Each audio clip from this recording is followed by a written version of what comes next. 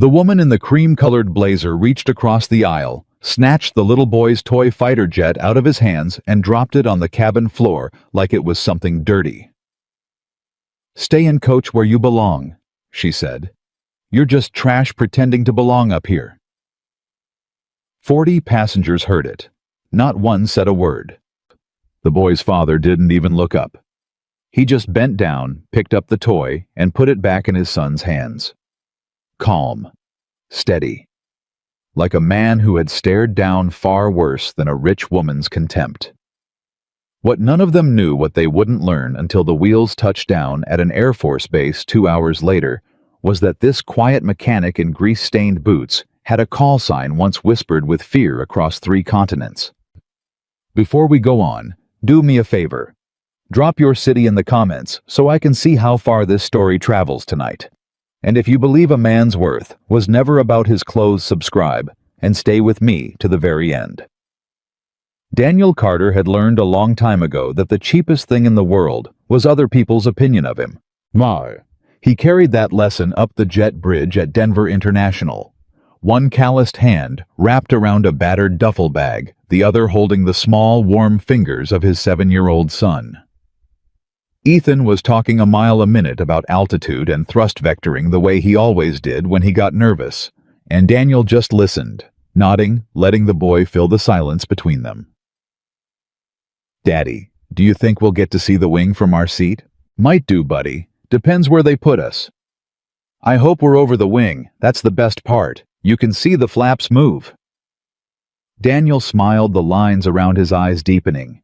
35 years old, and he felt 60 most mornings, but his son could still pull a real smile out of him without trying. They had spent the last of the emergency fund on these tickets. Daniel didn't tell Ethan that. The boy didn't need to know that his daddy had picked up 3 weekend shifts and skipped lunches for a month, so the 2 of them could fly out to Virginia to bury Ethan's grandmother, Daniel's own mother, and that the only seats left on the only flight Daniel could afford to take the time off for were the upgraded ones bought with miles he'd been saving since before his wife got sick. So no, they didn't look like business class. Daniel knew that. His work boots were scuffed to the gray. His jeans had a permanent shadow of motor oil at the knee that no detergent on earth could lift. His hands were the worst of it, he supposed, in the eyes of people who measured a man by such things. Years of engine bays had pressed grease so deep into the creases of his knuckles that it had become part of him, like a tattoo he'd never chosen. He'd stopped apologizing for them. A flight attendant near the front gave them a polite professional smile as they boarded. Then her eyes flicked down to the boots, to the hands, to the boy clutching a scratched-up plastic F-22, and the smile changed just slightly. Got tighter. Got more careful. Daniel had seen that change 1,000 times. It didn't sting anymore. Mostly. "Row 4, he murmured to Ethan, steering him down the aisle. "Right up front. Fancy, huh?" "We're in business class." Ethan's whisper was so loud it carried half the cabin. "Real business class. Real as it gets." "Partner." They found their seats 4C and 4D, 2 wide leather chairs that probably cost more per inch than everything Daniel was wearing. He lifted the duffel into the overhead bin, settled Ethan into the window seat, and folded his own large frame into the aisle chair beside him. That was when he felt it. The attention. The woman across the aisle in 4A had turned in her seat to look at them. Cream blazer, a watch that cost more than Daniel's truck, hair done in that expensive way that only looks effortless. She was looking at them the way you'd look at something that had wandered in off the street and sat down at your dinner table. Daniel met her eyes for half a second, nodded once, polite. "Morning." She didn't answer. She just turned back around, and Daniel heard her say to the man beside her, not quietly, not trying to be quiet, "I'm sorry, but isn't this cabin supposed to be screened?" The man chuckled. Daniel exhaled slowly through his nose and looked out the window past his son's head. 3 years. 3 years he'd been swallowing this exact thing in grocery stores and parent-teacher conferences and the lobbies of doctors' offices, and he'd gotten good at it. He'd gotten good at being a stone the water just ran over. But Ethan heard it too. That was the thing about kids. They heard everything. "Daddy," the boy said quietly, pulling at his sleeve. "What did she mean?" Screamed. "Nothing, buddy. Adult stuff." "Is she mad at us?" "No. She's just having a rough day, I think." Daniel reached over and tucked a stray lock of hair behind his son's ear. "You know how sometimes you have a rough day and you say things you don't mean?" Ethan considered this with the deep seriousness of a 7-year-old. "Like when I told Marcus I hated him and then I cried." Just like that. "Okay." Ethan went back to his toy jet, walking it along the armrest, making the low rumbling sound of an engine in his throat. "Phew! Hawk 1, you are cleared for takeoff." Daniel went very still for a moment. Then he smiled a small private thing and looked back out the window. The other passengers filed in around them. Daniel watched them come, cataloging them the way he cataloged everything, an old habit, one that had kept him alive once in another life he didn't talk about. The businessman in 3B who wouldn't make eye contact with anyone. The young couple in 5A and 5B already arguing under their breath. The 2 flight attendants doing their dance up and down the aisle. Bate. And the woman in 4A, who he'd already started thinking of as the Blazer because he didn't have her name and didn't want it. She'd taken out a laptop.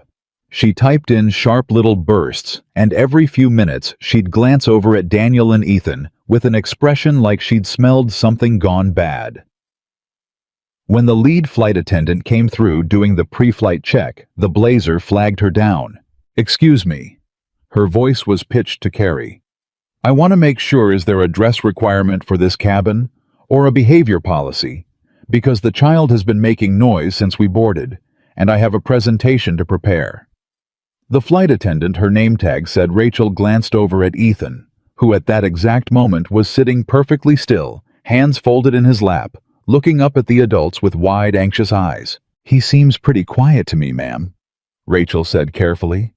Well, he wasn't, and frankly, the Blazer lowered her voice, but not enough, never enough. "I'm not sure they're in the right cabin at all. People do that, you know. They sneak up here when no one's checking." Daniel felt the heat rise up the back of his neck, not for himself, for the boy. He kept his eyes forward and his voice level. "We're in the right seats, ma'am. Bought and paid for. I've got the confirmation right here if you'd like to see it." He started to reach for his phone. "I'm not talking to you," the Blazer snapped. The cabin went quiet. That particular kind of quiet where everyone is listening and pretending they aren't. Rachel, the flight attendant, looked deeply uncomfortable. "Sir, your boarding passes are fine. There's no issue. Ma'am, if you could just—" "I'd like to be moved," the Blazer said. "Is there another seat? I'd genuinely prefer not to spend 2.5 hours next to this." She gestured. At Daniel. At his son. At his boots and his hands and everything she had already decided about him. Chaz. And little Ethan, who had been holding so still, who had been trying so hard to be good, finally couldn't hold it in anymore. "My daddy's not of this," he said. His voice cracked right down the middle. "He's my daddy." Something twisted in Daniel's chest, sharp and hot. The Blazer rolled her eyes. "Wonderful. Now it's a scene. Hey." Daniel turned in his seat. He didn't raise his voice. He'd learned a long time ago that the men who raised their voices were the ones who'd already lost control. "You can say what you want about me. I've heard it all, and worse, believe me. But you don't talk about my boy like he's not sitting right there. He's 7. He can hear every word." For just a second, just 1 second, something flickered across the Blazer's face. Then it was gone, papered over by that brittle contempt. If you can't control him, perhaps you shouldn't have brought him. She turned the toy jet over with one manicured finger where it sat on the armrest between the seats, then flicked it. It tumbled off the armrest and clattered to the floor of the aisle. "And maybe leave the toys at home next time. This isn't a daycare." Ethan's lower lip trembled. He looked down at his jet lying on the cabin floor, the toy he'd gotten for his 6th birthday, the one he slept with, the one he'd named after a call sign he didn't even know was real, and his eyes filled up. Daniel unbuckled his seatbelt, The whole cabin seemed to lean in. But he didn't do what they expected. He didn't shout. He didn't grab the woman's arm. He simply stood bent down in the aisle and picked up his son's toy. He turned it over in his big grease-stained hands, checking it for damage the way a man checks something precious. Then he sat back down, leaned over to Ethan, and placed the jet gently back in the boy's lap. "There you go, buddy. No harm done. Hawk 1's still flying." Ethan threw his arms around his father's neck and buried his face in his shoulder. And Daniel, over the top of his son's head, looked at the woman in the cream blazer with an expression so calm, so completely unbothered, that it seemed to unsettle her more than any shouting could have. "You ought to know," he said quietly, just to her, that the worst thing a kid can learn is that there are people in this world who'll decide who he is before they know one true thing about him. I've spent 3 years trying to teach my son that those people are wrong. He paused. "Thank you for the demonstration." The blazer opened her mouth, closed it, turned back to her laptop with 2 red spots burning high on her cheeks. And a few rows back somebody muttered, "Lady was out of line." But nobody said it to her face. They never did. The engines spooled up. The plane pushed back from the gate, taxied out, and lifted off into a hard blue Colorado sky. For a while, Ethan watched the world fall away beneath the wing, his nose pressed to the glass, his earlier tears forgotten the way only a child's tears can be forgotten. He pointed out rivers and highways, and the tiny toy cars far below. "Daddy, look how small everything is." "Sure is." "Did it look like this when you—" Ethan stopped himself. He glanced sideways at his father, then back at the window. "Never mind." Daniel looked at him. What, buddy?" "Nothing." But the boy's cheeks had gone pink. He pulled his toy jet a little closer. Daniel knew what his son had almost asked. "Did it look like this when you flew?" Ethan had been asking variations of it for a year now, ever since he'd found the photograph. The one Daniel kept in the bottom of a drawer under the socks where he didn't have to look at it. A younger Daniel in a flight suit helmet under his arm, standing in front of a machine that looked like it had been carved out of the sky itself. Ethan had found it while looking for his lost soccer cleats, and he'd carried it out to the kitchen, holding it like a holy thing. "Daddy, is this you?" Daniel had told him a half-truth. "That was a long time ago, buddy. Before you." And he'd taken the photograph and put it back in the drawer, and they hadn't talked about it since. The truth was a heavier thing, and Daniel hadn't figured out how to hand it to a 7-year-old. The truth was that there had been a time when men he'd never met knew his name, when his call sign got passed around briefing rooms like a legend, when the things he could do in the cockpit of an F-22 Raptor weren't taught because anyone could learn them, but because young pilots needed to see what the edge of possible looked like. The truth was, he'd been the best. Genuinely, no exaggeration, one of the best to ever strap into that aircraft. And then Sarah got sick. Daniel's jaw tightened. He turned his face to the aisle so Ethan wouldn't see it. Stage 3 when they found it. By the time the doctors finished saying the word aggressive, they were already talking about months instead of years. And Daniel Major, Daniel Carter Hawk. The man who'd never once flinched at a problem he couldn't outfly, had stood in a hospital hallway and understood for the first time in his life that there was a kind of war he couldn't win. Nice. So he'd stopped trying to win it. He'd started trying to be present for it instead. He put in his resignation papers 3 weeks after the diagnosis. His commander, Colonel Briggs, had sat across the desk from him and said, "Carter, you don't have to do this. We can get you compassionate leave, we can work something out, the Air Force takes care of its own." And Daniel had said, "Sir, my wife is dying, and my son is 4 years old. There's only one place I need to be, and it isn't in a cockpit." Briggs hadn't argued. He'd just stood up, come around the desk, and shaken Daniel's hand like it was the last time he'd ever see him. It nearly was. And Sarah held on for 14 months. Long enough for Daniel to learn how to braid the doll's hair. She insisted Ethan keep how to make the specific grilled cheese she liked, how to sleep in a chair beside a hospital bed. long enough for her to make him promise, gripping his hand with what little strength she had left, that he wouldn't let her death turn him into a ghost, that he'd live, that he'd let Ethan have a whole father, not half of one. "Promise me you won't disappear into it, Danny. I promise." She died on a Tuesday in October, with the leaves coming down outside the window. And Daniel Carter, who had flown the most advanced fighter aircraft on the planet, came home, took off his uniform, and got a job at a transmission shop because it was 3 blocks from Ethan's preschool, and the hours were steady, and a 4-year-old needed his father home for dinner more than the world needed another fighter pilot. He'd never once regretted it. Not when the money got tight, not when the other dads at Little League looked at his oil-stained hands, not when women in cream blazers decided he was trash before he'd said a single word.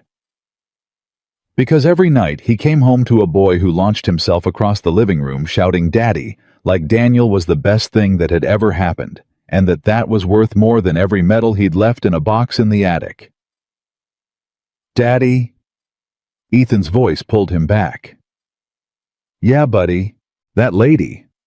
The boy was quiet now, picking at the edge of his toy jet. "She said you were trash, and that man laughed." Daniel turned and looked at his son. Really looked at him. The kid had Sarah's eyes, that warm, searching brown, and right now those eyes were trying to figure out something far too big for them. "She did say that." Daniel agreed. He never lied to his boy, and it wasn't kind of her. "Is it true?" The question landed like a fist. "No," Daniel said, and there was no hesitation in it. Nothing performed, just bedrock certainty. "It is not true, not even a little bit." "But how do you know she's rich? She has a fancy computer and a fancy watch, and—" "Buddy." Daniel reached over and took his son's small hand in his own enormous, ruined one. "You see these hands?" Ethan looked down at them, nodded slowly. "These hands are dirty because they've been busy. You understand me? Every bit of grease in here came from fixing something somebody needed fixed. A mama who needed her car to work so she could get her own kids to school. An old fella whose truck broke down and couldn't afford the dealership. These hands have been useful, Ethan." Daniel's voice was rough, now low. "A man's hands getting dirty just means they've been taking care of somebody. There's no shame in it. There's the opposite of shame in it." Ethan stared at his father's hand in his. "So when somebody looks at a man's clothes or his hands, or how much money he's got, and decides right then and there what kind of person he is, they're not telling you the truth about him." Daniel squeezed gently. "They're telling you the truth about themselves. You hearing me?" "I'm hearing you," Ethan whispered. "You remember that. Long after I'm gone, you remember that one thing your daddy told you.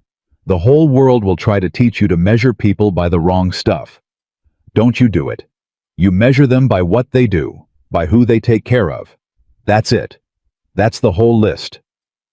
Ethan was quiet for a moment. Then he climbed half out of his own seat and pressed himself against his father's side, and Daniel wrapped an arm around him and held on. "Mommy." Across the aisle, the woman in the cream blazer had gone very still over her laptop. She wasn't typing anymore. She was looking at the seat back in front of her, and the 2 red spots had faded from her cheeks, and her jaw was set in a way that suggested she had heard every single word and didn't quite know what to do with it. She didn't apologize. People like that almost never do. Not right away. Pride is a hard thing to set down once you've carried it a long way. But she didn't look at them with contempt again either. For the rest of that first hour, she simply sat there typing in shorter and shorter bursts, until eventually she stopped typing altogether and just stared out her own window at the clouds rolling past beneath the wing. Maybe she was thinking about her presentation.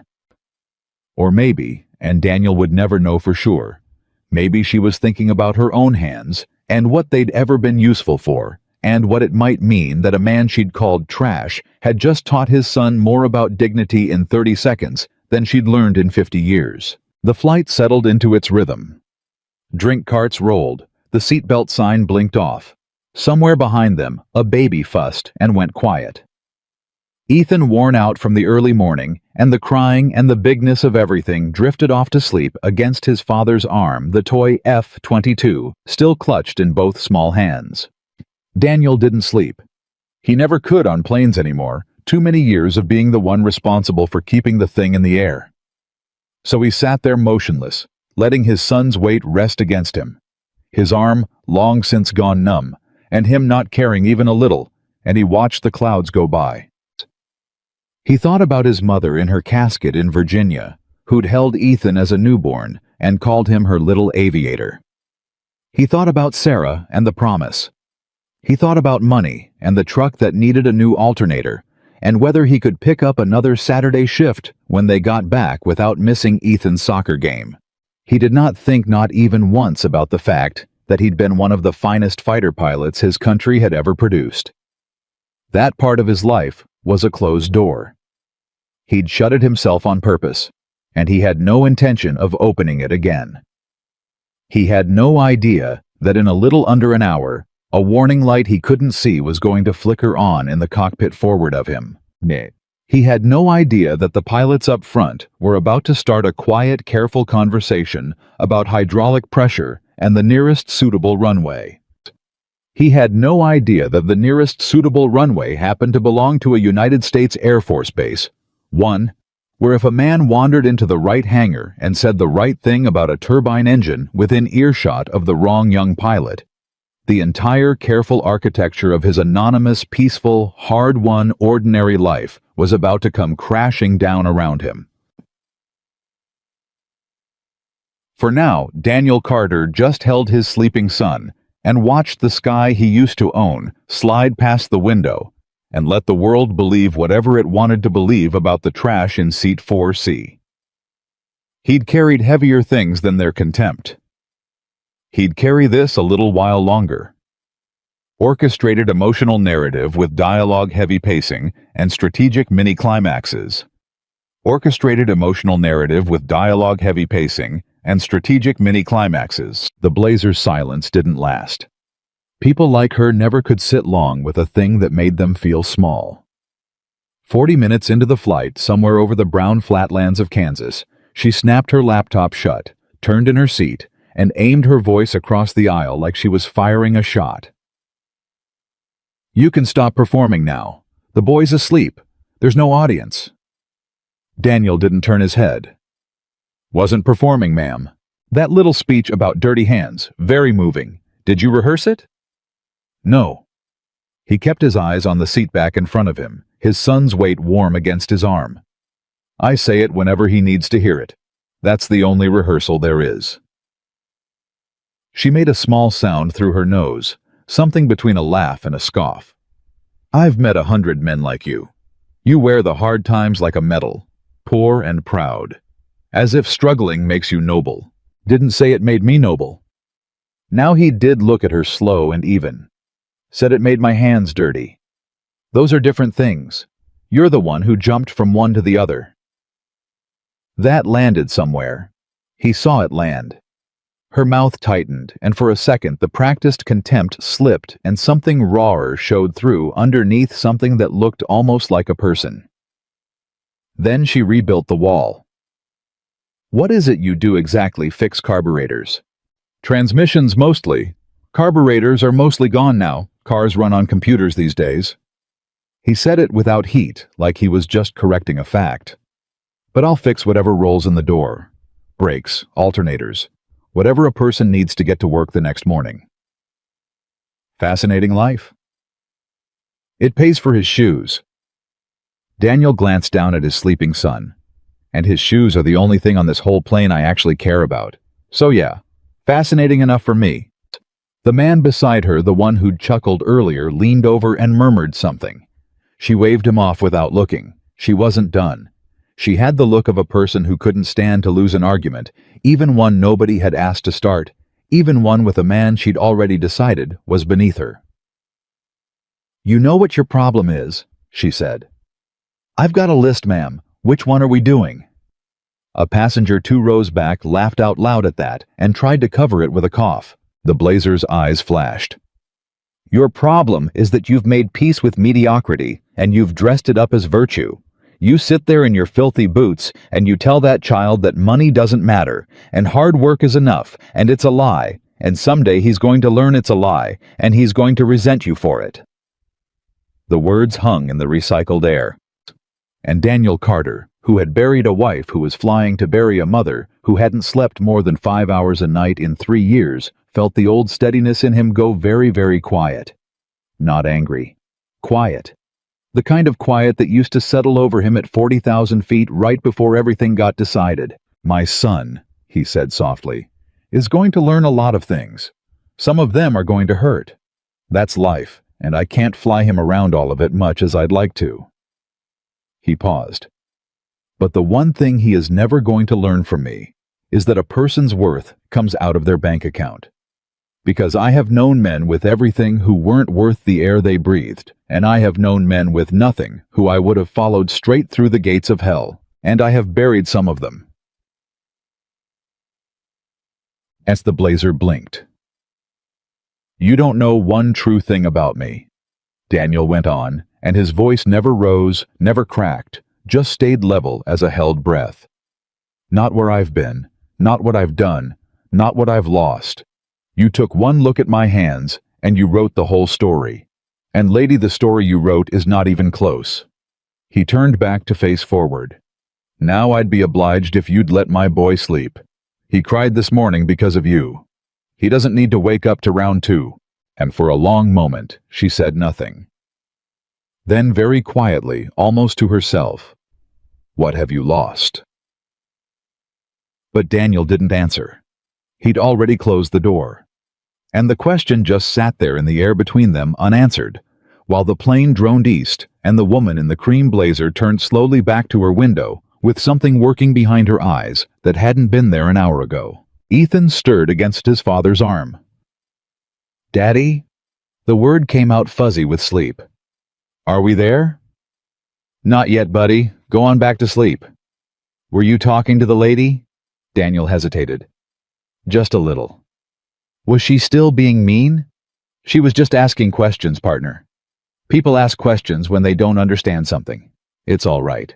Ethan rubbed his eyes with the back of one small fist and sat up a little straighter, blinking around the cabin like he was checking that the world was still where he'd left it. His toy jet had slipped down between his leg and the armrest, and he fished it back out and held it up to the light. Daddy, can I ask you a question? Always. The picture I found.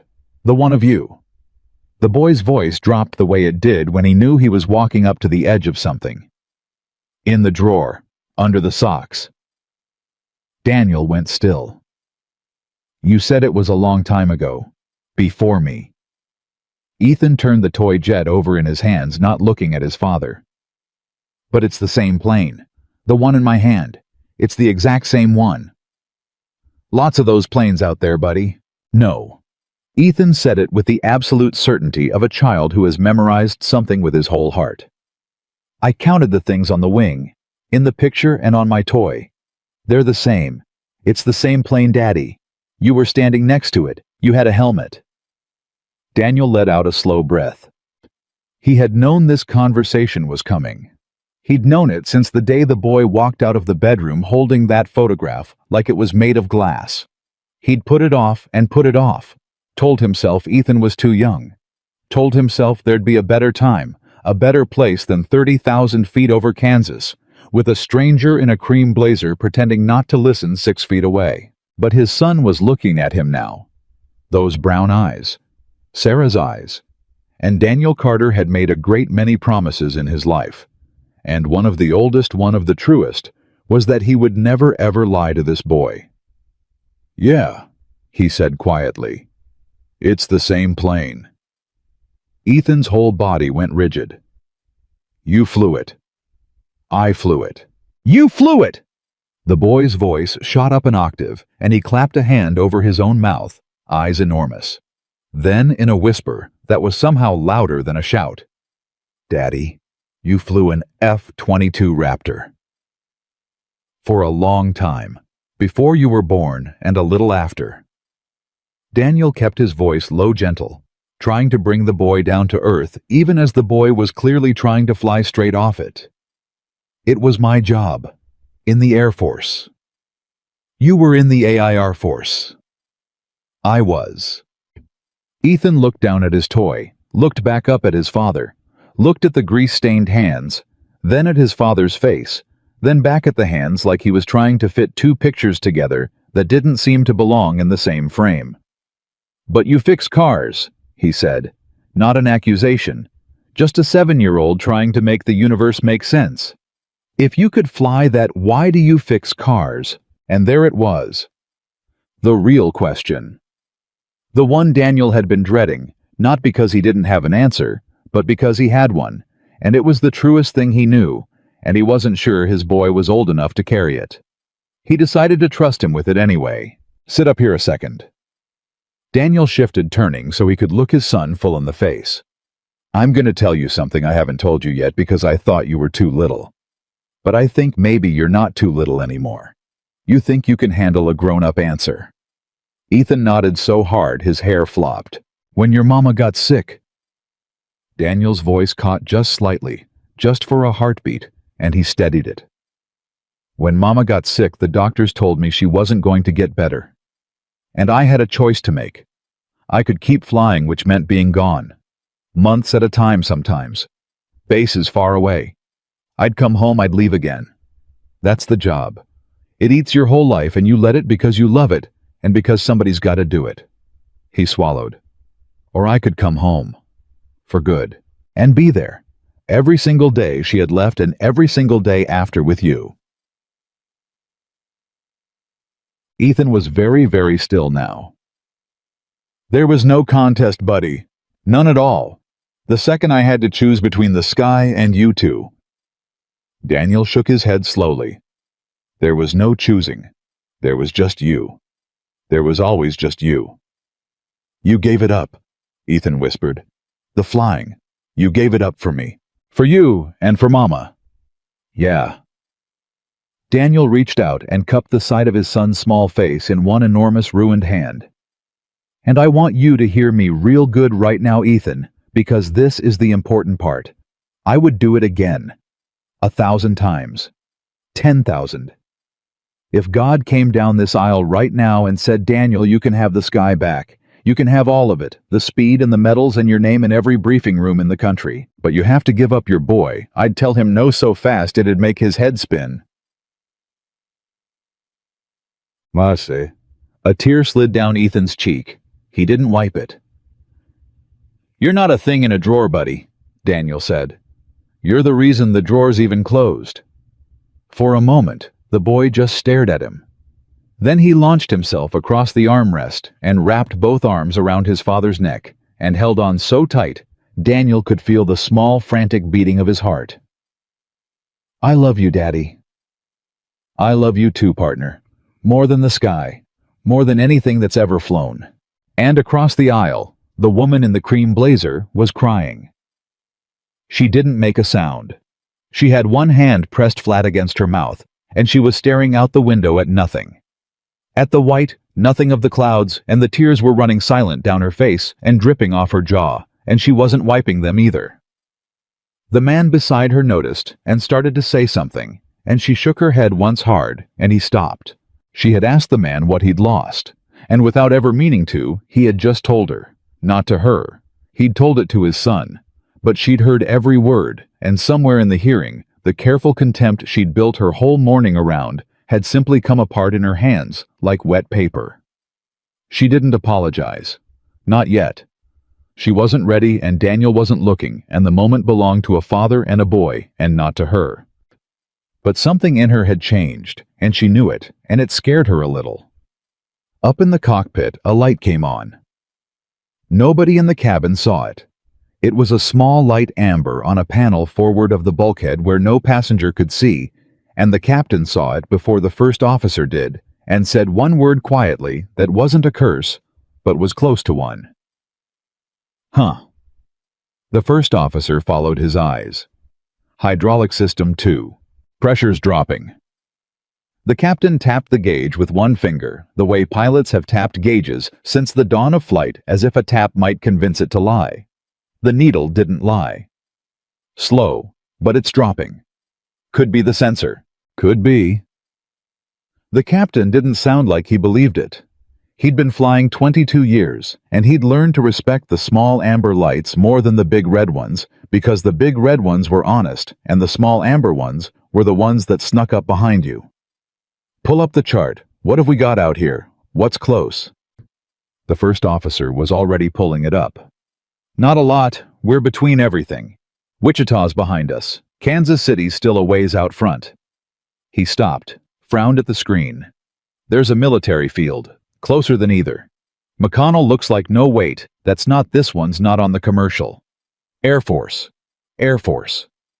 The captain was quiet for a second. The needle dropped another hair. Get the dispatcher on the line, he said. And get me whoever's running that field.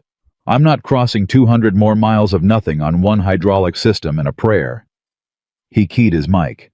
And tell the cabin crew to button up, nice and calm. No drama. I don't want a single passenger back there knowing a thing's wrong until I decide they need to. Back in the cabin, Daniel Carter felt it before he heard it. It was nothing anybody else would have noticed.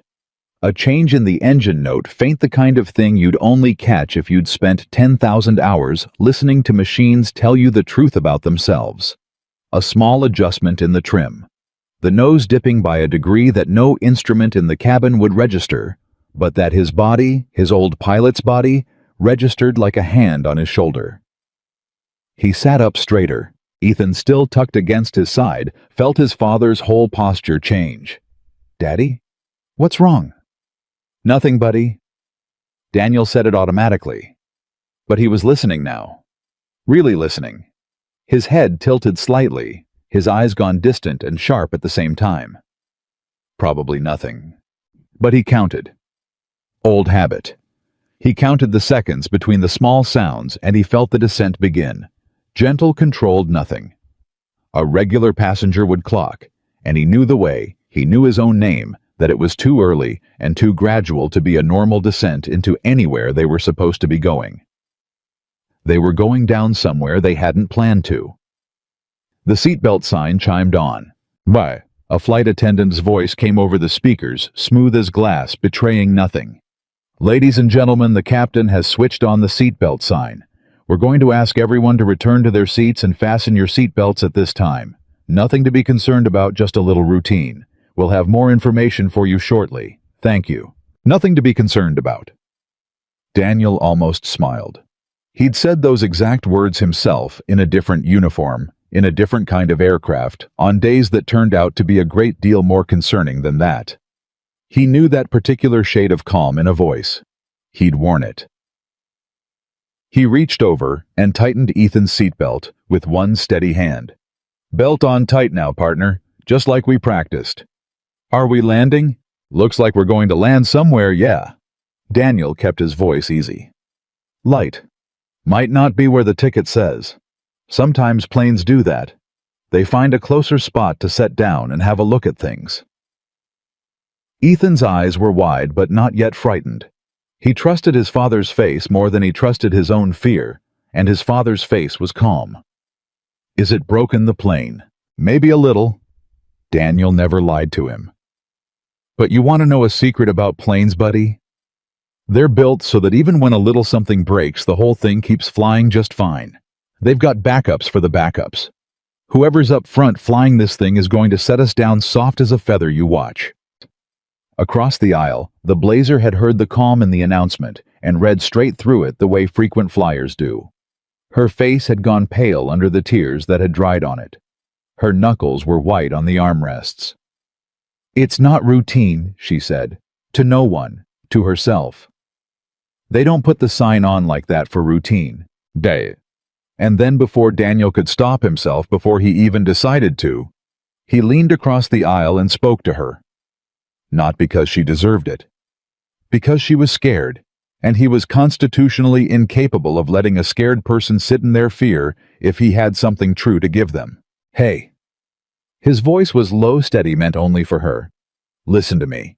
The descent's smooth. You feel that real smooth, controlled. Nobody's fighting that airplane up there. Whatever's going on, they've got time and they've got it handled, or we'd be coming down a whole lot faster and you'd know it. He held her eyes. Breathe. You're all right. Your job right now is just to breathe and keep your belt on. Can you do that for me? She stared at him. The man she'd called trash. The man she'd called mediocre. The man whose son she'd made cry, who was now the only calm thing in her entire field of vision, leaning across the aisle to talk her down off a ledge of fear she'd climbed onto all by herself. How? Her voice shook. How do you know it's smooth? How can you possibly know that? Daniel held her gaze for one beat longer than he should have. And something flickered behind his eyes. Something old. Something he'd spent 3 years and 1,000 swallowed insults keeping locked behind a closed door in the back of himself. Let's just say, he said quietly, I've been up front of a few of these before. He sat back, tightened his own belt, put his arm around his son. Die. The blazer kept staring at the side of his face. The pieces were turning in her mind, slow, refusing to fit the story she'd written, demanding a different one. I've been up front of a few of these before. What did that mean? Up front of a few airplanes. He was a mechanic, a car mechanic, with grease in his knuckles and holes in his boots. Wasn't he? That's what she'd decided. That's what the evidence said. But the evidence had been wrong about everything else, hadn't it? The plane banked gently, turning off its eastward heading and onto a new one, a southward one, toward a thin gray strip of runway that was just starting to resolve out of the haze a long way down and a long way ahead. The captain's voice came over the speaker, and this time it had a little weight in it, just a little, just enough. Folks, this is the flight deck. I'll level with you because you'd figure it out anyway, and I'd rather you hear it from me straight. We've got an indication on one of our hydraulic systems that I don't love. The airplane is flying just fine. I want to stress that she is flying just fine. We have full control and multiple backup systems, but I'm not in the business of taking chances with you good people on board. So we're going to set down at a field a little ways ahead of us. Get some folks to take a look and get you on your way just as soon as we can. It's going to be a normal landing. You won't feel a thing different. Cabin crew, prepare the cabin. And folks, thank you for staying calm. You're in good hands up here. The cabin held its breath, and in seat 4, C, an old fighter pilot who had set down aircraft far more broken than this one on runways far shorter than the one ahead, in conditions far worse than a clear Kansas afternoon, closed his eyes for just a moment and let out a long, slow breath. Of all the fields in all the country, the captain had picked a military one. The closest suitable runway. Pure chance. Pure dumb, blind chance. Daniel didn't know yet which base it was. Yeah, but some part of him. The part that had spent 14 months at a hospital bedside, and 3 years under a car, and a lifetime learning that the universe had a sense of humor, as dark as a moonless night. Some part of him already knew, with a sinking, swooping certainty, that the closed door he'd worked so hard to keep shut was about to be kicked clean off its hinges. Daddy! Ethan's small hand found his and gripped it. You're squeezing my hand kind of hard. Daniel opened his eyes, looked down at his boy, made himself smile. Sorry, partner. He loosened his grip. Just thinking. About what? The runway grew closer in the window, gray and long, and flanked by buildings Daniel could already half recognize in shape, if not in name. The unmistakable squared-off geometry of a place built not for travelers, but for warriors. About an old life, Daniel said softly, one I thought I left behind. And the wheels of the airplane reached down through the Kansas sky toward a base full of men and women in uniform, toward hangars and flight lines, and young pilots toward the one place on the entire surface of the earth where a quiet mechanic in grease-stained boots could not possibly, no matter how hard he tried, stay invisible for very much longer. The wheels touched down soft as a promise. Daniel felt the small chirp of rubber on concrete and the gentle settle of weight, and he knew without looking at a single instrument that the man up front knew exactly what he was doing. No bounce, no drama. The captain rode the brakes smooth and easy, and brought them down off the speed without a single jolt. And somewhere in the back of the cabin, a passenger started clapping, and a few others joined in, that nervous, grateful applause people give when they've been more scared than they wanted to admit. Ethan was not scared anymore. Ethan had his nose welded to the window and his mouth hanging open. "Daddy?" The word came out in a hush like he was in church. "Daddy, look! Look out there! Daddy, look!" Daniel looked, and his chest went tight in a way that had nothing to do with the landing. They were rolling past a flight line, and on that flight line, lined up in a row, like sleeping predators, gray and angular and unmistakable, sat a formation of F-22 Raptors. Daniel knew them the way you know the face of someone you used to love. He knew the set of the twin tails. He knew the way the light caught the faceted skin. He knew without being told by the markings on the nearest tail exactly which wing was stationed here, and the second he read those markings, the bottom dropped out of his stomach because of all the bases the captain could have picked of all the runways in all of America. The dice had come up on this one. His old one. Yay. Not the base he'd been stationed at last, but the one that had stood up his old squadron's sister unit. The one where half the men he'd flown with had rotated through. The one where if there was a single soul left who'd been in uniform back in his day, that soul would know exactly one thing the second they heard the words, Hawk 1. "Those are real ones," Ethan breathed. "Daddy, those are the real ones, like in my picture, like the one you flew." "Yeah, buddy." Daniel's voice came out rougher than he meant it to. "Those are the real ones." "Yeah." Across the aisle, the woman in the cream blazer had also seen the fighters, and she'd seen the look on Daniel's face when he saw them, and she filed it away with all the other pieces that weren't fitting the story she'd written.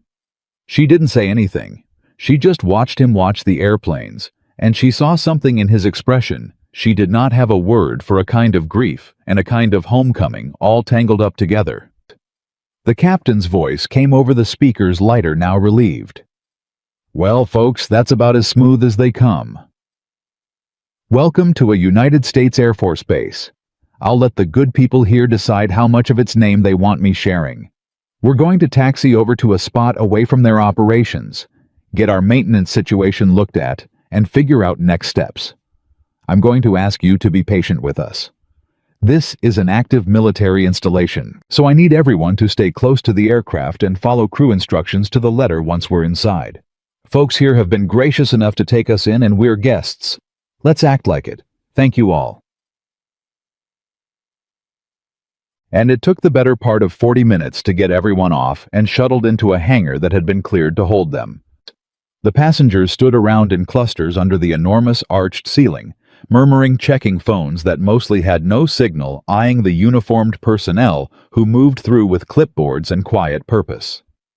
A pair of airmen set up a folding table with water and granola bars. Somebody's toddler started crying and was shushed. The whole thing had the restless, suspended feeling of a delay that nobody could put a number on. Daniel found a spot along the wall away from the crowd and sat Ethan down on the duffel bag. "Stay right here, partner. I mean it. Don't wander. There's a lot of important stuff in a place like this, and we don't touch any of it." "Okay. Okay." Ethan was still vibrating with the wonder of it. "Daddy, can I just look with my eyes? Can I look at the airplanes?" "You can look with your eyes all you want. Just keep your feet right here." And that should have been the end of it. They'd have sat in that hangar an hour. 2 hours, the airline would have found them a replacement aircraft or a fix, and Daniel Carter would have walked back onto a plane and flown to his mother's funeral with his secret intact, the closed door still closed, his quiet, anonymous life still quiet and anonymous. That's how it should have gone. But about 30 feet away, near the open hangar door, 2 young airmen in flight suits were leaning against a tow tractor talking, and Daniel, who could no more turn off his ears than he could turn off his own heartbeat, caught the tail end of what they were saying. "Telling you it's the number 2 hydraulic pack. Same thing happened on the Bird last month. They keep blaming the line, and it's not the line. It's a sensor. It's not a sensor. It's the pack the pump's cavitating under load and the pressure. Bro, the pump's fine, they pulled it. And Daniel, sitting against the wall 30 feet away with his son on a duffel bag, said quietly, not even really meaning to, mostly to himself, it's neither. He didn't think anyone heard him, but a third man heard him. Is a young pilot, maybe 26, 27, with a captain's bars and a face that still had some boy left in it, had been walking past with a coffee, and he stopped. He looked over at the mechanic in the grease-stained boots sitting against the wall with a kid. Say again, the young pilot said. Not rude, curious. Daniel looked up. He should have said nothing, sir. He should have looked back down at his hands and let it go. 3 years of practice and every instinct in him said, let it go, stay small, stay quiet, stay invisible. But the young man's eyes were sharp and honest, and the engineering of the thing was just sitting there in Daniel's head plain as a road map, and some old part of him that he'd buried very deep stirred and wouldn't be quiet. I said it's neither, Daniel told him. It's not the line and it's not the pump. If they swapped the pump and they're still chasing pressure loss under load, it's almost certainly the actuator return circuit. Probably a check valve sticking when the fluid heats up. Gets warm, the seal swells. The valve hangs partway open. You bleed pressure right when you load the system, which is exactly when you'd never want to. Cold on the ground, it tests perfect. Hot under load in the air, it bites you. He paused. That's why nobody can find it on the bench. It only happens when it's flying. The 2 young airmen by the tow tractor had gone quiet. The young pilot was staring at him. That's... The pilot blinked. That's a pretty specific call from across a hangar. You asked. You work on these? The pilot's eyes went to the boots, the hands the kid. Doing the same math everyone did. Coming up with mechanic. You contract maintenance somewhere? No. Daniel almost smiled. I work on cars. Transmissions mostly. The pilot's brow furrowed. Then how in the world do you know the actuator return circuit on an F-22 hydraulic system? And there it was. The question, hanging in the air of the hangar like a struck match. Daniel opened his mouth to deflect it. To say he read a lot. To say he'd done some military contracting years back. Anything to slide back into the gray. He had the deflection half formed on his tongue. And then, Ethan, sitting on the duffel bag, beaming up at the young pilot with his whole heart, said the thing that brought the whole house down. Because my daddy flew them, the boy announced, proud as a trumpet. He flew the Raptor. He was in the Air Force, and he flew the real ones just like those ones right there, and then he stopped because of me. The young pilot's expression flickered. Ethan, Daniel said quietly. Buddy. But Ethan was past stopping now, lit up with the secret he'd only learned an hour ago at 30,000 feet, desperate to share it with the one person in the world who might understand how huge it was. He flew them for a long time. Before I was born, he gave it up so he could take care of me and my mama when she got sick. He's the best one, he told me. The young pilot looked from the boy to the father. You were a Raptor pilot, he said slowly. Daniel was quiet for a long moment. Then he gave one small nod. Long time ago. What unit? Daniel told him. And the young pilot's face did something complicated, because that unit was famous. That unit had history, and a man who'd flown with that unit in the years Daniel's age implied was a man who'd been there for things that were taught now. Things in the books, things the young guys studied with their mouths hanging open. What did they call you? The pilot asked. Very quiet now. Your call sign, what was it? And this was the moment. This was the door hanging on one last hinge. Daniel could feel the whole shape of his careful, anonymous life balanced on the next word out of his mouth. He could lie. He could give a fake one, a forgettable one, and the young man would nod and walk away, and the door would swing shut and stay shut. But Ethan was looking at him. Ethan, who he'd promised, who he'd never once lied to.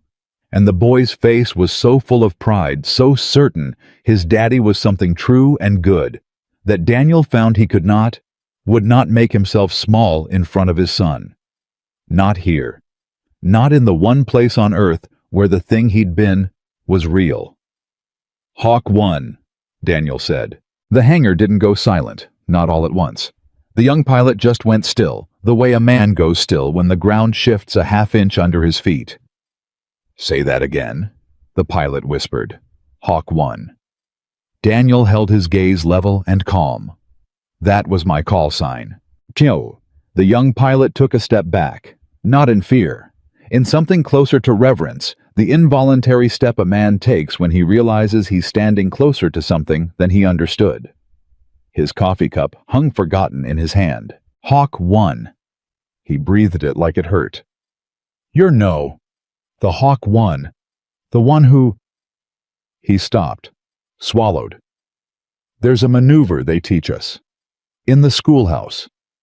They don't even half the instructors say it's not really flyable, that it got entered into the records wrong. They call it... I know what they call it, Daniel said gently. I flew it. That was you. It was a long time ago, son. But the young pilot wasn't listening anymore. Not really. He'd turned half stumbling toward the two airmen by the tow tractor, and his voice came out shaking.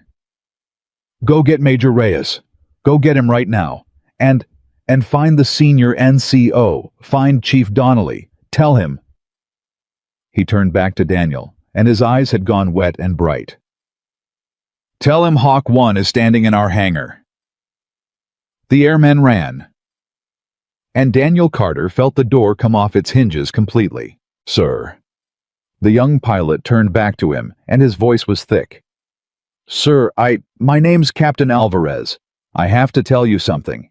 The day I got my wings, my instructor sat our whole class down, and he played us gun camera footage, old footage, and he said, this is the standard. This is what the absolute ceiling of this airframe looks like in the hands of a man who understood it better than the engineers who built it.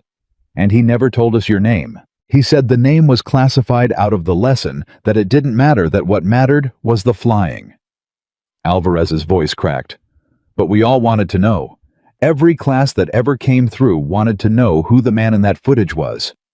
And you're sitting in our hangar in, he gestured helplessly, in work boots with your kid. And nobody knew. Daniel didn't know what to say to that, so he said the only true thing he had. I was just doing my job. Sir, with respect, Alvarez laughed wet and disbelieving. That was not just a job. Word moves through a military base faster than fire through dry grass.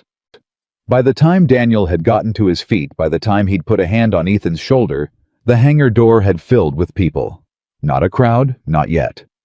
Just a trickle at first. An older crew chief wiping his hands on a rag who took one look at Daniel's face and went pale and dropped the rag.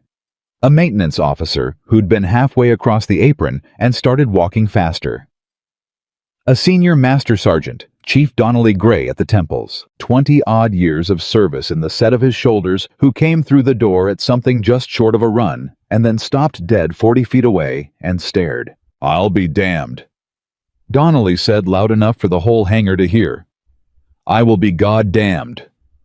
Hello, Chief, Daniel said quietly. You don't remember me. Donnelly's voice was unsteady. No reason you would. I was a buck sergeant. I turned wrenches on your bird for 18 months. You used to. He had to stop. He pressed the back of his hand to his mouth, this hard old man, this 20-year veteran, and got himself together. You used to come out to the line every single morning before a flight and shake every one of our hands. Every crew chief, every kid on that flight line. You'd look us in the eye and you'd say, I trust you with my life, so thank you for taking care of her. Every morning. Nobody else did that. Officers didn't do that. You did that. The passengers from the flight had begun to notice. The murmur in the hangar had changed pitch. People were turning, drifting closer, sensing without understanding that something was happening, that the quiet mechanic in the grease-stained boots was at the center of it. And the woman in the cream blazer stood at the edge of the crowd and felt the floor tilt under her. And then you were just gone, Donnelly went on. One day you were the best stick on the whole base, and the next you'd put in your papers and nobody'd say why, and we heard somebody said your wife, He stopped again, looked at the boy standing at Daniel's side, holding the toy F-22. Did the math. His eyes filled. "That's the boy. That's him. That's the one you left it all for." "That's him," Daniel said softly, his hand tightening on Ethan's shoulder. "That's Ethan." Donnelly looked at the boy for a long moment. Then he did something that made the whole hangar go still. He came to attention. This old chief, this senior NCO who'd seen everything, who answered to almost no one, drew himself up ramrod straight in front of a man in oil-stained jeans and a 7-year-old kid. And he saluted. "It's an honor to see you again, Major," Donnelly said, his voice steady as iron, now his hand crisp at his brow. "Sir." Daniel's throat worked. For 3 years, he had been a thing to be looked past, a mechanic, a man with dirty hands, trash in the wrong cabin. And now, an old soldier he barely remembered was standing at attention in front of his son, calling him sir. And Daniel felt the careful wall he'd built around himself crack straight down the middle. He returned the salute, slow, a little rusty, but true. "At ease, Chief," he said roughly. "Please, I'm a civilian now. You don't have to—" "With respect, sir," Donnelly said, holding the salute one beat longer. "I'll decide who I salute." And then Major Reyes arrived, and the trickle became a flood. Reyes was the operations officer, mid-40s, and he came through that hangar door at a dead run, and when he saw Daniel, he stopped so hard he nearly fell. "No," he said. "No, no, no, somebody's pulling my leg, that is not—" And then he was crossing the floor with his hand already out and his eyes already wet. "Carter. Carter. My God. They told me, and I didn't. I flew your tactics, you understand me. When I went through the syllabus, had your engagements in it, not named, but everybody knew, the ghost in the gun camera footage. And here you are." "Here I am," Daniel said. "Fixing transmissions now mostly." "The hell you are." Reyes gripped his hand in both of his and would not let go. "The hell you are." Mem. And then more of them came. A flight surgeon. 2 more young pilots jogging in from the squadron building who'd heard the name go around and had to see for themselves. A pair of crew chiefs. A loadmaster. Airmen who hadn't even been born when Hawk 1 flew, who only knew the legend, the footage, the maneuver in the books that half the instructors swore was impossible, and who looked at the man in the grease-stained boots like they were seeing something out of a storybook, walk into the room on 2 legs. One by one, without an order, without anyone telling them to, they came to attention. It started with Donnelly still holding his, then Alvarez snapped to beside him, then Reyes, who let go of Daniel's hand and stepped back and squared his shoulders and brought his hand up sharp, then the 2 crew chiefs. Then the airmen, the young ones, the ones who only knew the legend, falling into line one after another, the way iron filings turn toward a magnet. The whole hangar, pilots, crew chiefs, officers, enlisted, men and women in flight suits and coveralls and service uniforms, dozens of them, now standing at rigid attention in a rough half-circle around a single father in oil-stained jeans and scuffed work boots, every right hand raised in salute. For Hawk 1. And the passengers from the flight, the ones who'd watched him board, who'd seen his dirty hands and his worn-out boots, who'd let a woman call him trash and said nothing, who'd decided in a single glance exactly what kind of nobody he was, stood frozen at the edges of the hangar and watched the United States Air Force salute the man they'd looked straight through. The silence was total. You could have heard a coin drop on the far side of that hangar. Daniel Carter stood in the middle of it with his hand on his son's shoulder, and for the first time in 3 long years, his eyes filled and spilled over, and he let them, because there was no shame in it, because some tears a man has earned. He looked down at Ethan. Dead. And Ethan was not looking at the airplanes anymore. Ethan was looking up at his father, at the rows of men and women standing at attention for him, at the old chief with the steady salute and the wet eyes, and the boy's face was doing something Daniel had never seen it do before. It wasn't just pride. It was understanding. The deep, dawning, life-changing understanding of a child who has just watched the entire world, rearrange itself to agree with the one thing he had always known. That his daddy was somebody. That his daddy had always been somebody. "Daddy," Ethan whispered, and his voice was shaking. "Daddy, they're saluting you. All of them. Everybody's saluting you." Daniel knelt down, right there in the center of the hangar in front of all of them.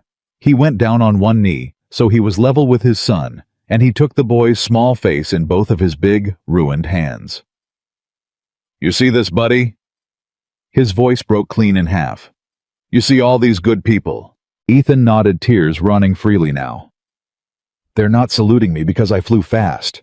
You hear me? That's not what this is." Daniel's thumbs wiped at the boy's cheeks. "They're saluting me because of something a whole lot more important than flying, and I need you to remember it forever." "What?" Ethan whispered. "What is it, Daddy?" But before Daniel could answer, before he could give his son the truest thing, he had a voice came from the back of the hangar, older, weathered, and absolutely thunderstruck. A voice Daniel had not heard in over 3 years, and would have known in his sleep in his grave anywhere. "Major Carter." Daniel's whole body went rigid. He knew that voice. Slowly, still on one knee beside his son, he turned toward the hangar door. "That's me." And standing there in the uniform of a man who had clearly climbed several ranks since the last time they'd spoken, with silver in his hair that hadn't been there before, and tears standing openly in his eyes, was the one man on this earth who had sat across a desk from Daniel on the worst day of his life, and shaken his hand like it was the last time. His old commander. The man who'd told him the Air Force takes care of its own. "Colonel Briggs," Daniel breathed. And the old commander walked into that silent hangar through the rows of saluting airmen straight toward the kneeling father and the crying boy, with an expression on his face that said he had been waiting 3 long years to find this man again, and that he had something to say that was going to change everything. Colonel Briggs crossed that hangar like a man walking through his own memory. The rows of airmen held their salute as he passed, and he didn't tell them to stop because he understood better than any of them what they were standing at attention for. He stopped 3 feet from where Daniel knelt beside his son, and for a long moment the old commander just looked at him. This man he'd written off as lost. 3 years ago, found again in oil-stained jeans on one knee in front of a 7-year-old boy. "Get up here," Briggs said, his voice cracking. "Get up here and let me look at you." Daniel rose. He put Ethan gently behind his leg, one hand resting on the boy's shoulder, and he stood at something close to attention out of pure old reflex. "Sir," he said. "Don't you sir me." Briggs closed the distance and grabbed him both arms, the rough, fierce embrace of a man who'd spent years not knowing whether someone was alive or dead. He held on hard. 3 years, Daniel. 3 years and not a word. You dropped off the face of the earth. I called the number you left. Disconnected. I had people try to find you and you'd just gone, like smoke. I had to disappear, sir," Daniel said quietly into the old man's shoulder. "If I'd stayed in touch, I'd have stayed connected to all of it. And I couldn't do that and be what Ethan needed at the same time. I had to pick one life all the way. So I picked his." Briggs pulled back, held him at arm's length. His eyes moved down to the boy peering out from behind Daniel's leg, and the hard old face went soft as bread. "This him. This is Ethan." Briggs lowered himself, slow joints protesting until he was crouched down to the boy's level. "Hello, Ethan. My name's Tom Briggs. I knew your daddy a long time ago, back when he was the best pilot in the entire United States Air Force." He said it plainly like a fact, because it was one. "You know that? You know that about your daddy?" Ethan nodded wide-eyed. "I know it now. He told me on the plane. He told me he gave it up because of me and my mama." Something moved across Briggs' face. He glanced up at Daniel, and there was a question in it, and Daniel gave the smallest shake of his head, and the colonel understood. He looked back at the boy. "Your daddy," Briggs said carefully. Made the hardest choice a man can make. And I want to tell you something because I was there when he made it." He paused. "I sat across a desk from your father on the day he walked away from all of this. And I'll be honest with you, son, I didn't understand it. Not then. I thought he was throwing away something that only comes along once in a generation. I told him so." "You did." Ethan's brow furrowed. "I did. I was wrong." Briggs's voice thickened. "It took me a long time and a few hard years of my own to understand what your daddy understood right away. That there's no flying, no medal, no title in this whole world worth more than being there for the people you love when they need you. Your daddy didn't quit Ethan. Quitting is when you run from something hard. Your daddy ran toward the hardest thing there is. He just did it in the other direction from where everybody was looking." He reached out and put a weathered hand on the boy's shoulder. "And it makes him a better man than any pilot I ever served with, including the Great Hawk 1. You hear me?" Ethan looked up at his father, then back at the colonel. "I hear you," he whispered.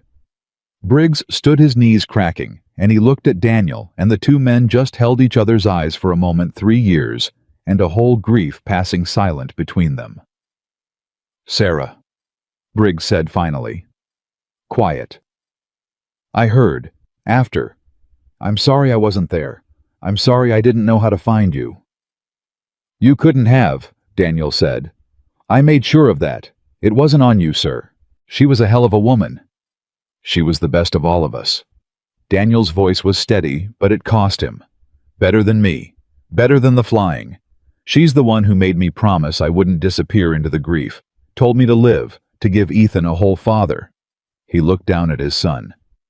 "I've been trying to keep that promise every day since." "You've kept it," Briggs said. "Look at him. You've kept it." For a moment, the whole hangar held its breath around them. Then Briggs seemed to remember they had an audience, and he turned and his voice changed, snapped back into the register of command. "All right. At ease, all of you. At ease." The salutes came down. "But nobody goes anywhere. You hear me? Do you all understand what's standing in this hangar right now? Do you?" A young airman near the front, one of the ones who'd only known the legend, spoke up before he could stop himself. "Sir, is it true, the maneuver in the schoolhouse footage? The one they say can't be flown?" "Was that really?" "It was him," Briggs said. "I was his wingman the day he flew it. I watched it with my own eyes from a quarter-mile off his wing, and I still don't entirely believe it. And I was there." He looked at Daniel, and a ghost of an old grin tugged at his mouth. "You scared the life out of me that day. You know that I thought I was about to watch you auger straight into the desert.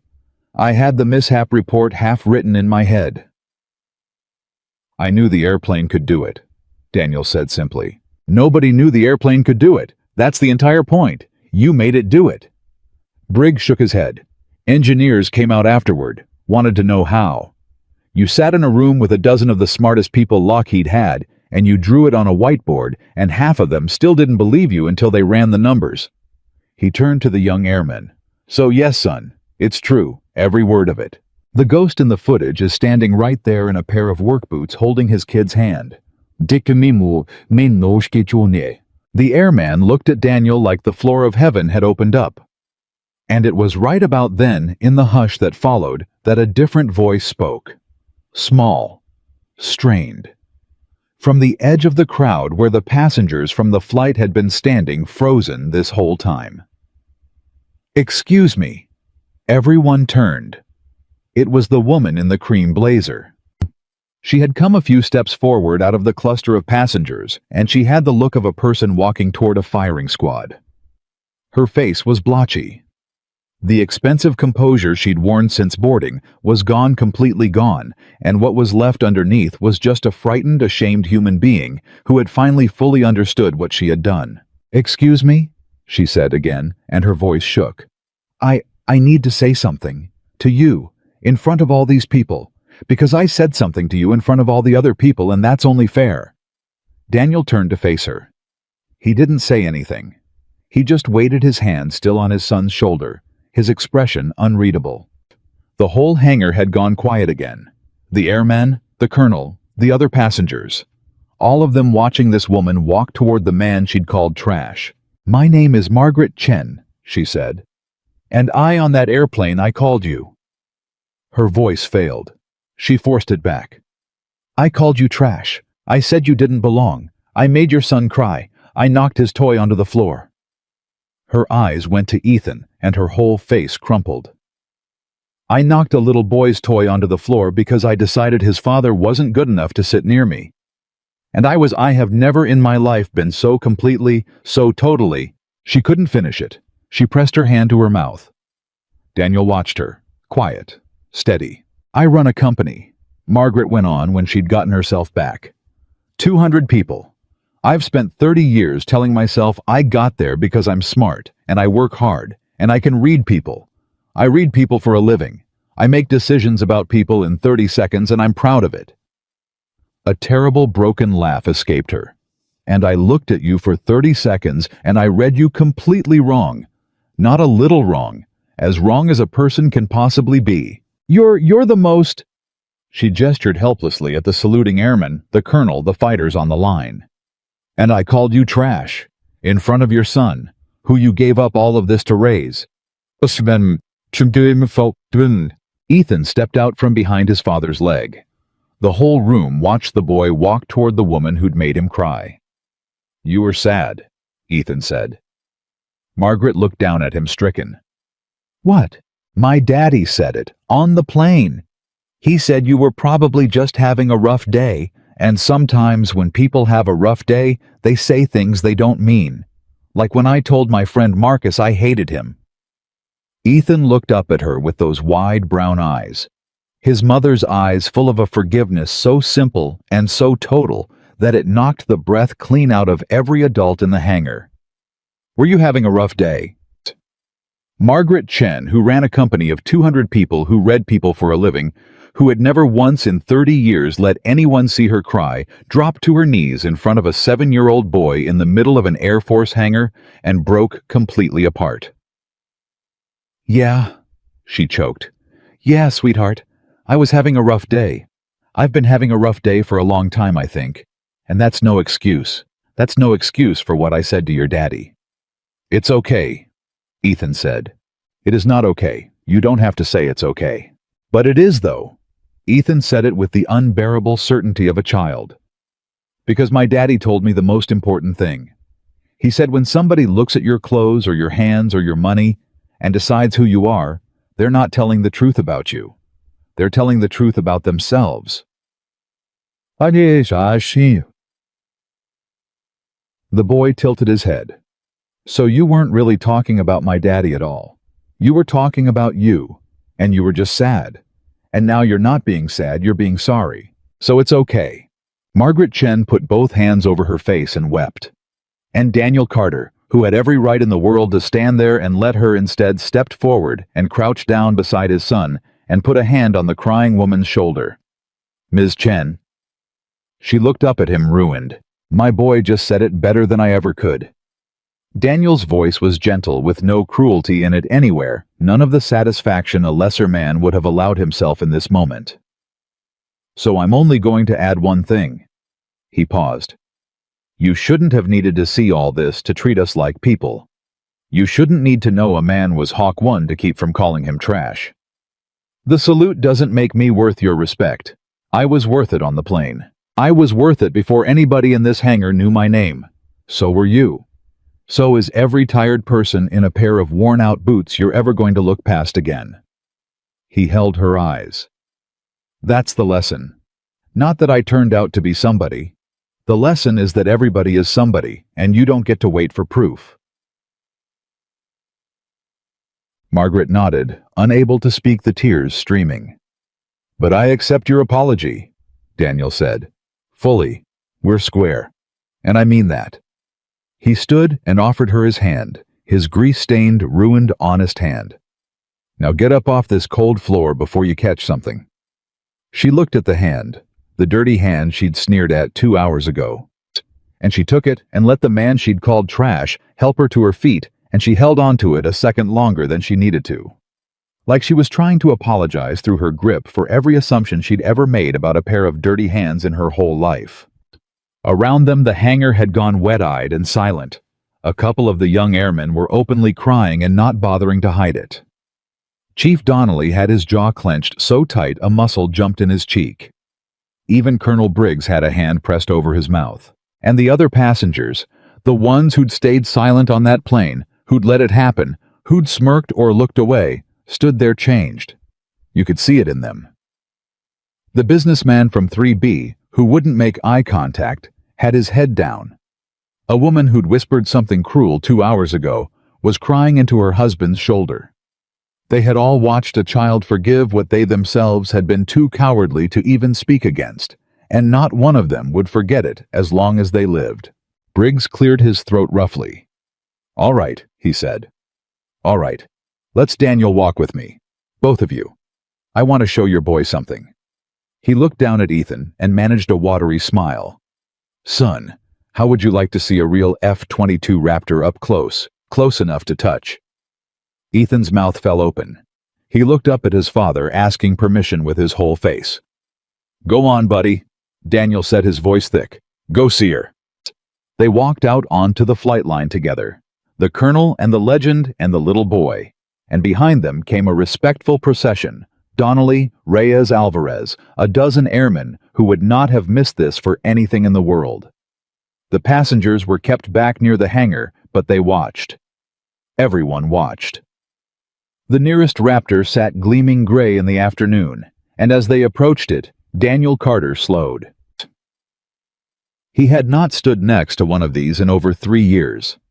He'd told himself he never would again. He'd packed that part of his soul in a box and shut it in an attic and walked away, and he'd meant it. He'd truly meant it. And now here it was. The machine he'd loved, second only to his family. The thing he'd been the best in the entire world at flying, close enough to touch. He reached out one ruined hand and laid it flat against the cool skin of the fuselage, and he had to close his eyes. "Hello, old girl," he said so quiet only Ethan and Briggs could hear it. "Daddy." Ethan tugged his sleeve. "Daddy, are you sad?" Daniel opened his eyes. They were wet. "No, buddy, not sad." He shook his head slowly. "It's just, there was a part of me I thought I'd never get to say goodbye to properly. And here it is. Turns out I get to say hello and goodbye at the same time.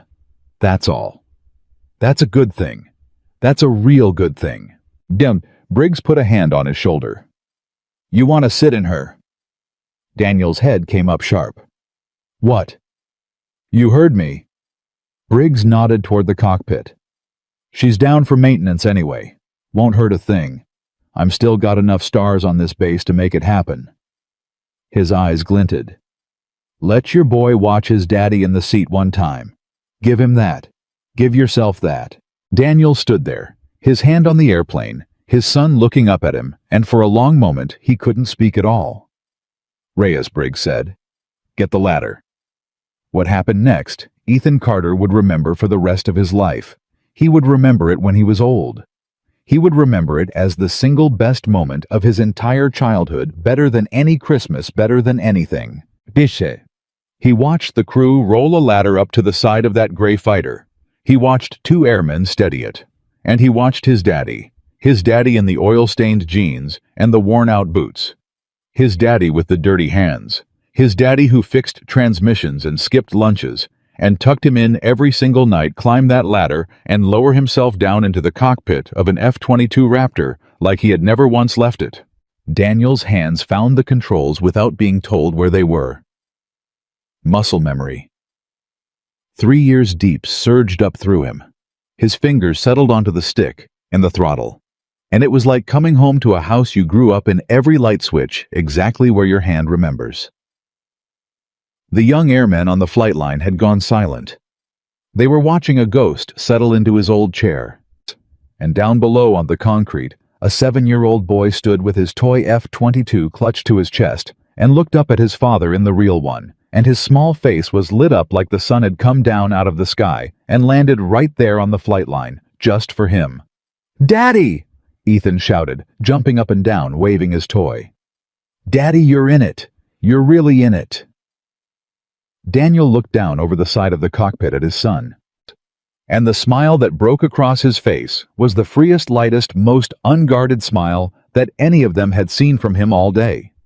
The smile of a man who had spent 3 years being looked through, called trash ground, down by the world's cheap judgment, and who was now, for one shining moment, exactly fully himself with his boy, watching in the place where he'd once been a legend.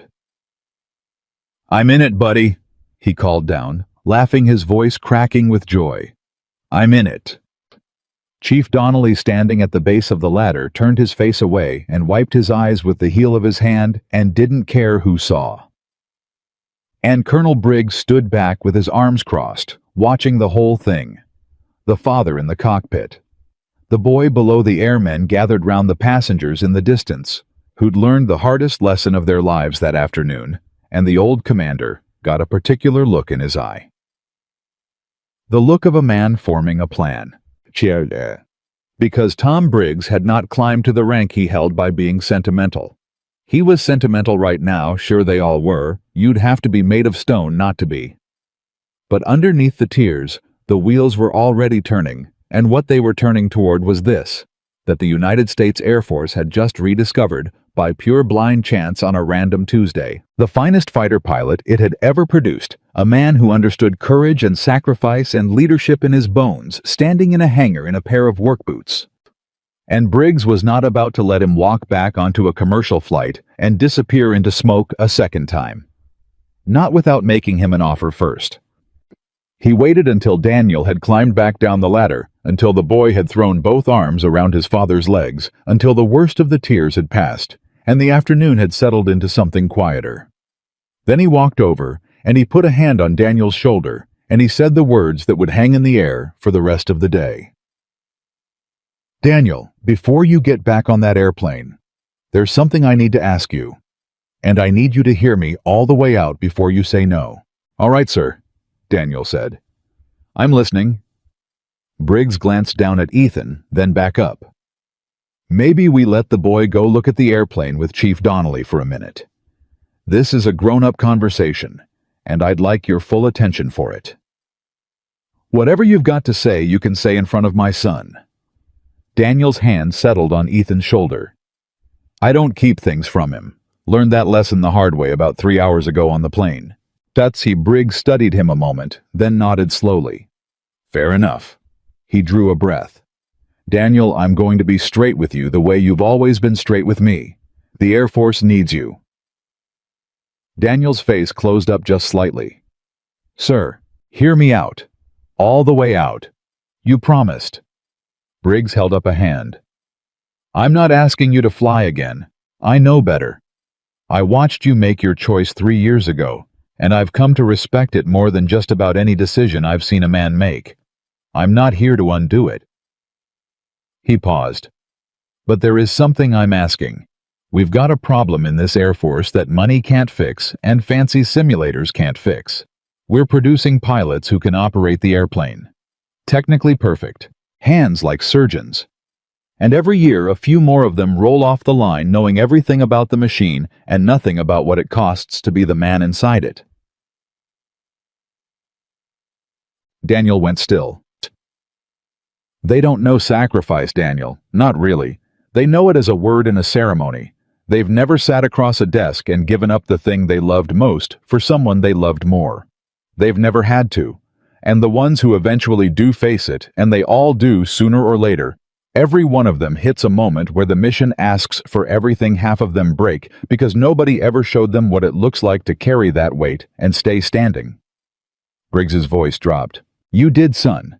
You carried the heaviest thing a man can carry, and you didn't break, and you didn't get bitter, and you turned yourself into a transmission mechanic and raised a boy who just forgave a woman who called his father garbage. That Daniel. That is the thing we cannot teach, and you've got it."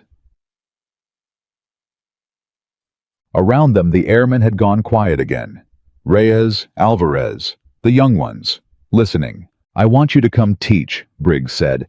"Part-time, on your terms, around his schedule. He nodded at Ethan. Not a recruiter's pitch, I mean it on your terms. Come a few days a month, sit in a room with these young pilots and tell them the truth. Not the flying.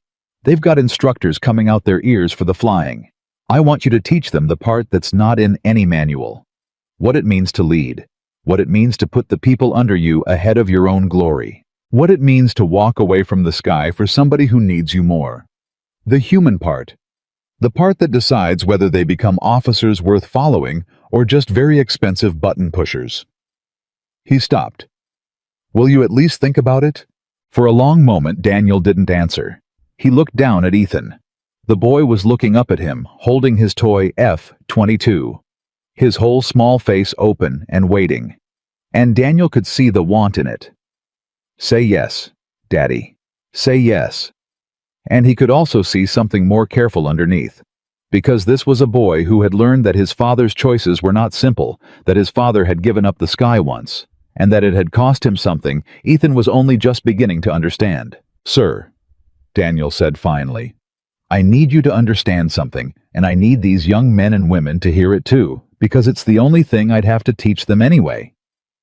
He turned so the airmen could hear him. 3 years ago I sat in this man's office, and I gave up everything I'd worked my whole life to become. And people called it a sacrifice. It wasn't.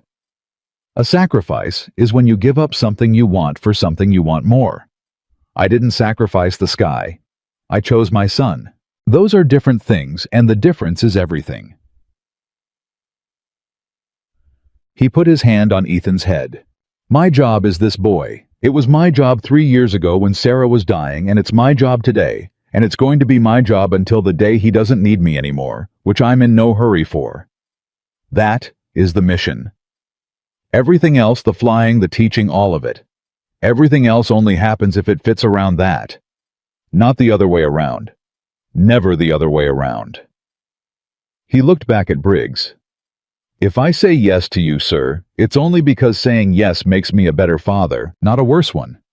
Because my boy gets to see his daddy stand in front of a room and be useful again. Because the money would mean he never has to watch me skip another lunch.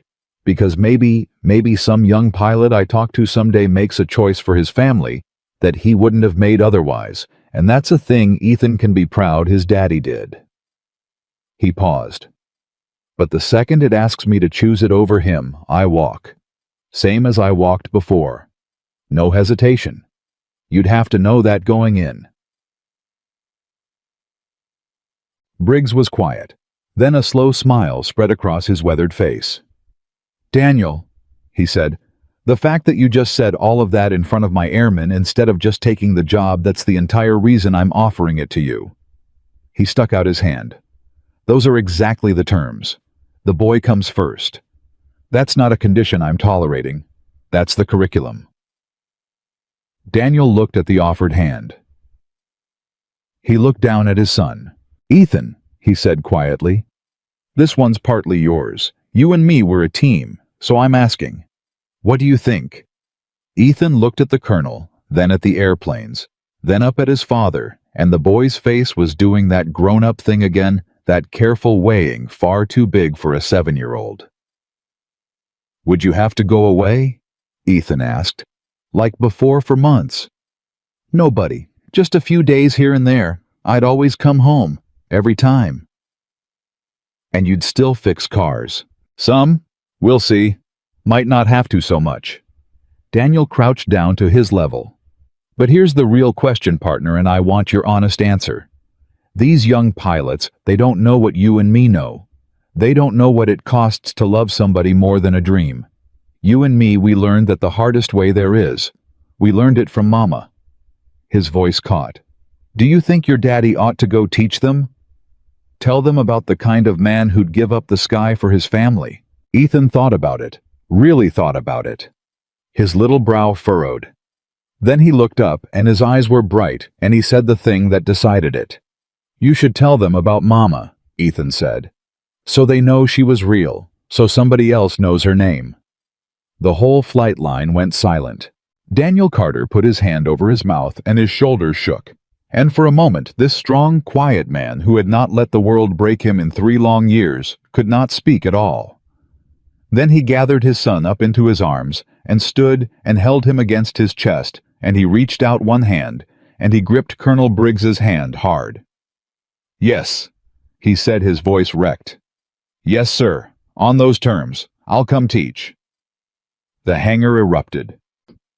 The airmen broke into applause, and a few of them whooped, and Reyes pumped his fist in the air, and Alvarez was grinning so wide it looked like it hurt, and Chief Donnelly was clapping with his big scarred hands and shaking his head like he couldn't believe the day he was having. The sound of it rolled out across the flight line, and even the passengers kept back by the hangar started clapping. Too swept up in something they only half understood but felt all the way down. And Margaret Chen, standing among those passengers, clapped hardest of all, with tears running down her face. A woman who'd boarded that morning, certain she knew exactly how the world was sorted, and who was about to get off a very different airplane than the one she'd gotten on. It took another 2 hours for the airline to sort out the replacement aircraft. The hydraulic fault turned out to be exactly what Daniel had called from across the hangar, a check valve in the actuator return circuit sticking, when the fluid warmed under load invisible on every cold ground test. When the maintenance officer came back and confirmed it, he walked straight up to Daniel and shook his head and said, "Sir, you diagnosed in 8 seconds from 60 feet away, with your kid on your lap, a fault that's had my best techs chasing their tails for 5 weeks. I don't know whether to thank you or resign." And Daniel had laughed, really laughed, and said, "Don't resign. It only shows up hot. You'd never have caught it on the bench. Nobody would. That's not on you." And the man had walked away standing a little taller. When the call finally came that the new aircraft was ready, the goodbyes took a while. Reyes made Daniel promise that the teaching wasn't a one-time thing, that he'd really come, and Daniel promised.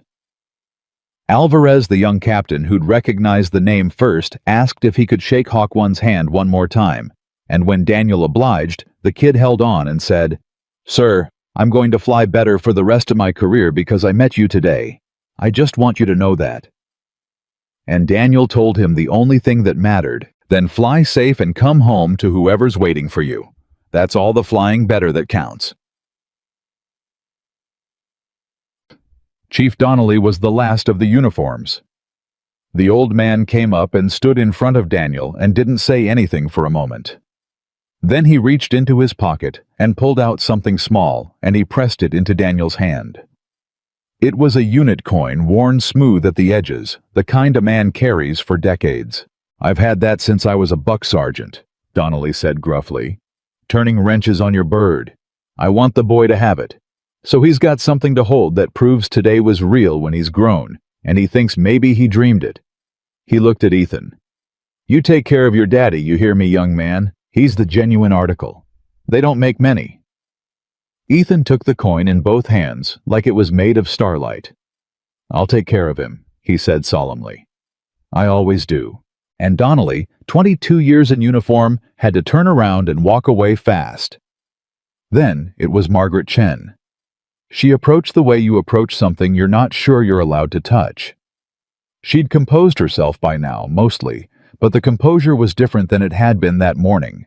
Softer, humbler, a thing earned back rather than worn for show. "I won't keep you," she said. I have something I'd like to give you, and I need you to not refuse it because it's not charity, and it's not me trying to buy off my conscience." "All right, just hear me out." She reached into her bag and pulled out a card. "I run a logistics company. 200 employees, like I said. We've got a fleet trucks, vans, a maintenance operation that is frankly a disaster, because I've never been able to find a shop manager I trust to run it like it matters." She held out the card. "I'm not offering you a mechanic's job. I'm offering you the job of running the whole thing. Your hours. Near your son's school, I'll relocate the operation if I have to. I'm not kidding. Triple what a transmission shop pays. Because I have spent 30 years hiring people based on what they look like in 30 seconds, and today I learned exactly what that's worth. And I would like to hire one person just once based on who he actually is." Daniel looked at the card. He didn't take it right away. "Ms. Chen," he said. "Why?" "Because Her voice wavered. Because you helped me. On the plane. When the seatbelt sign came on and I was terrified, you leaned across the aisle and you talked me down, and you had no reason on God's earth to do that. I'd called you trash an hour before, and you talked me through my fear like I was a person worth saving. She swallowed. You didn't owe me a thing, and you helped me anyway. That's the man I want running my operation. Not Hawk 1, not the legend. The man who helps the woman who insulted him because she's scared.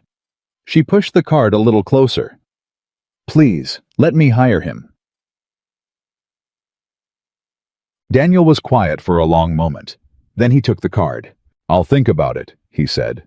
I'll really think about it. I've got the teaching now too, so I'd have to see how it all fits around Ethan. But... He met her eyes. Thank you. Not for the job, for learning the lesson out loud in front of everybody when it would have been a whole lot easier to just slink off this base and never think about it again. That took more courage than most people have got. You should know that about yourself. Margaret Chen pressed her lips together and nodded, unable to speak, and for the second time that day, a woman who'd never let anyone see her cry let the tears come without shame. The new aircraft was a different crew, a different cabin, but somehow the same people changed. When Daniel and Ethan boarded, and this time when the gate agent saw the grease-stained boots and the worn jeans, Colonel Briggs himself was standing there in his uniform to personally walk them down the jet bridge, and the agent's eyes went wide as dinner plates. The other passengers were already in their seats. And as Daniel carried his sleepy son down the aisle to their row, something happened that had never once happened to him in 3 years of being looked through. A man in a business suit stood up as he passed. Thank you for your service, sir. Then a woman 2 rows back. Thank you, sir. Then another. And another. Up and down the cabin, the passengers, the same ones who'd smirked that morning, who'd let a child be insulted and said nothing, rose from their seats one after another, and thanked the quiet father in the dirty boots for his service. Some of them couldn't meet his eyes. They were ashamed, and they should have been. But they stood and they said it, and it was the closest thing to an apology that a whole plane load of strangers knows how to give. Daniel accepted each one with a small nod. He didn't gloat. He didn't make them feel it. He just said thank you back, quiet and even, and carried his son to their seats. And as he settled Ethan in by the window seat, always the window seat so the boy could watch the flaps move, a small voice from across the aisle said, "Sir." It was a boy, maybe 10 years old, traveling with his mother, who'd watched the whole thing. "Sir, is it true? Were you really a fighter pilot?" Daniel looked at the kid. Then he looked at Ethan, who was already nodding furiously, ready to tell the whole story. "You know what, son," Daniel said. "I'll let my boy tell you. He tells it better than I do." He ruffled Ethan's hair. "Go on, partner. Tell him about Hawk 1. And as the plane pushed back from the gate and turned toward the runway, Ethan Carter leaned across the aisle and began to tell another child the story of his father. Not the story of the fastest pilot, not the story of the legend in the gun camera footage, but the only story that had ever mattered. The story of a man who loved someone more than the sky. Daniel sat back in his seat and closed his eyes and listened to his son's voice, bright and proud and full of love, telling the truth about him to a stranger. The engines spooled up. The plane lifted off into the late afternoon and climbed toward home, where a fresh grave waited in Virginia, and a hard goodbye still had to be said to the mother who'd called Ethan her little aviator. There was grief still ahead. There always was. That was the price of loving people. You paid it at both ends. Woo. But Daniel Carter was not invisible anymore. Not to the Air Force that had saluted him. Not to the passengers who'd thanked him. Not to the woman who'd called him trash and learned the hardest possible way that she'd been wrong about everything.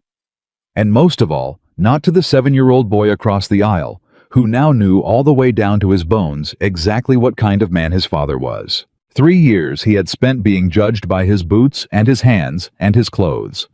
3 years of swallowing it, of staying small, of letting the world believe whatever cheap thing it wanted to believe, because protecting his son's childhood had mattered more than protecting his own pride. And in the end, the world had not figured out his worth because he'd finally shown them the medals. The world had figured out his worth the moment a child forgave a cruel woman, the moment a man helped someone who'd wounded him, the moment a father got down on one knee in a hangar and taught his son that everyone is somebody, and you don't get to wait for proof. The salute hadn't made Daniel Carter worth respecting. He had always been worth it. He'd been worth it in the cockpit, and worth it under a car, and worth it in seat 4C with grease on his hands and a sneer aimed at his head. The only thing that ever changed was who finally had the eyes to see it. And as the plane carried him home through a sky he'd once owned and given away for love. Daniel Carter held his son's hand across the aisle, and he understood at last the truest thing of all, that a man's worth is never in the medals he earns, or the machines he masters, or the speed at which he flies. A man's worth is in what he's willing to give up and who he gives it up for. Daniel had given up the sky, and he had gained a son who would carry the truth of him into every room he ever entered for the rest of his life. That was the victory. That was the whole victory. And no one, not a businesswoman in a cream blazer, not a plane load of strangers, not the entire United States Air Force standing at attention, could ever take it from him, because he had never needed any of them to grant it in the first place. He had earned it himself, one quiet, invisible, grease-stained day, at a time the only way real worth is ever earned, and that is a thing no one can ever mock again.